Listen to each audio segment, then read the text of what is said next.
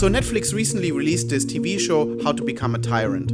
And while watching it, I thought this is more historical edutainment rather than something applicable to contemporary issues. Because how worried are we really that a new Stalin or Hitler is emerging? For that, we would need world wars to happen, and for that, we would need military putsches to happen, and stuff like that. And I don't think we are so much worried about that. However, there's a real threat out there that they should have been talking about, and that is not the tyrant's playbook, but the populist playbook. So what we have put together is an actual playbook of how the populists come to power. And once we understand that, we see that they actually transform liberal democracy to authoritarian rule. And that's much more frightening, maybe less entertaining, but much more frightening than what these historical figures have done. So let's dive into things.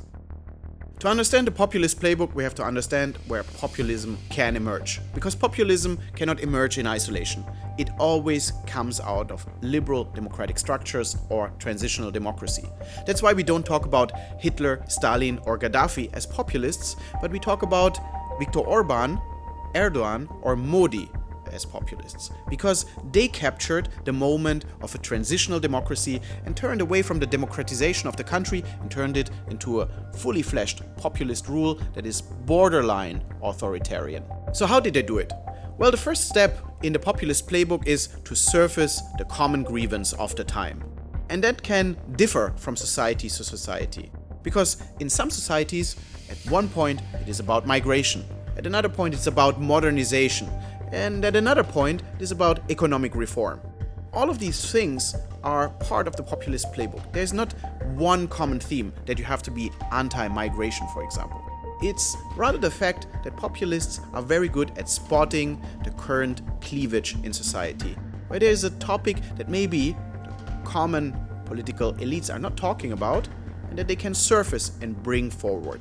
So that's the first step. Find the cleavage, the social conflict, the tension in society, and resurface it. Own it. Think here about Donald Trump and migration. Think about it when it comes to Bernie Sanders and the financial crisis, or Modi when it comes to economic reform. So that's step one. Step two is then to polarize society along those lines and to separate the people into the good people and the bad people. The good people are those that don't only support your cause, but those who want to solve that particular problem. And the bad people are those who not only oppose you, but those who want that problem to maintain and sustain in society. So those who want to keep the fire burning, so to speak.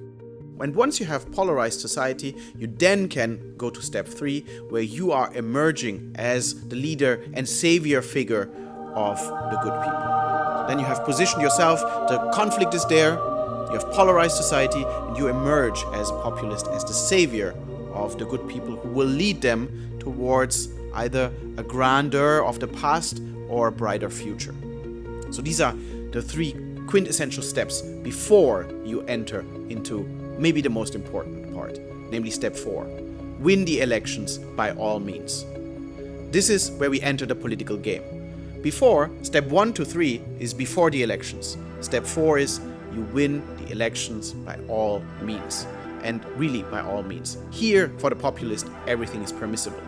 You can take down your opponents, you can lie, you can do whatever you want, as long as you win by the smallest coalition possible, the election.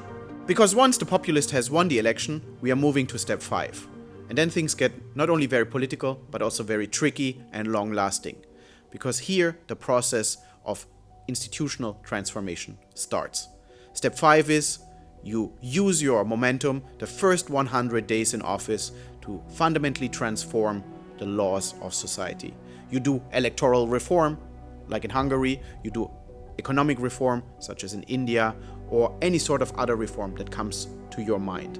Donald Trump, for example, understood this very well. That's why he wanted to pass the so-called Muslim ban in the first couple of days of his term. Because he wanted to use the momentum to pass crucial reform, to please his followers, but also to already start the process of institutional decay. And this institutional transformation is at the very heart of the populist playbook.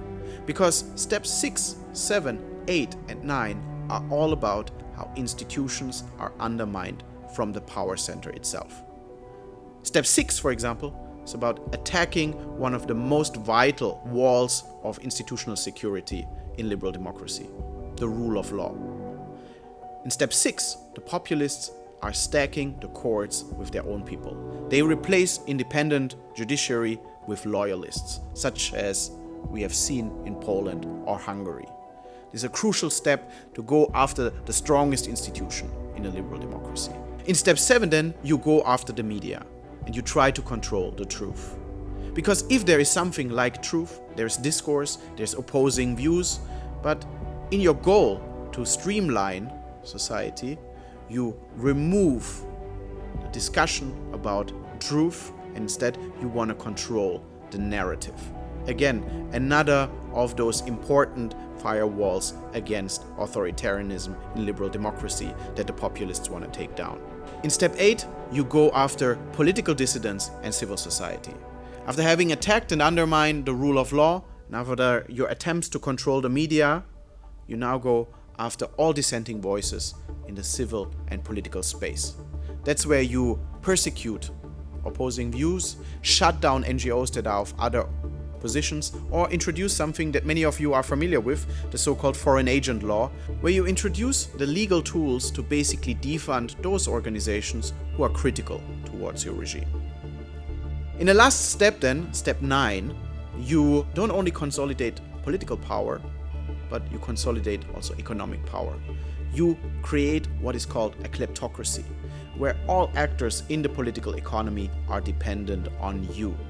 So you change from a competitive free market economy to an oligarchic kleptocracy, where you put your loyalists into key functions of state-operated businesses. We have seen, of course, where this leads to in the country of Russia, and that's what many populists are aspiring to. If you look at the political economic structure of countries such as Turkey, such as Hungary, or such as India, you will see the same structure, that major businesses are led by friends of the populists. And that's the completion of the system of institutional transformation. Once the populists come into power, after step 4, with step 5, 6, 7, 8, and 9, they consolidate power. And that pushes them very close to the Netflix show of the tyrant. Because the last step, step 10 for the populists, is the full transformation of a liberal or transitional democracy to authoritarianism. Because step 10 is what we see in the final stages of populism in Hungary, in Turkey, and in India, where it is about the creation of a personality cult. And where this leads to, you can see in the Netflix show How to Become a Tyrant. What is important is that this is not historical edutainment, but these are real-world threats. The populists play the playbook to transform liberal democracy to authoritarianism, and that's a real threat and not just a TV show.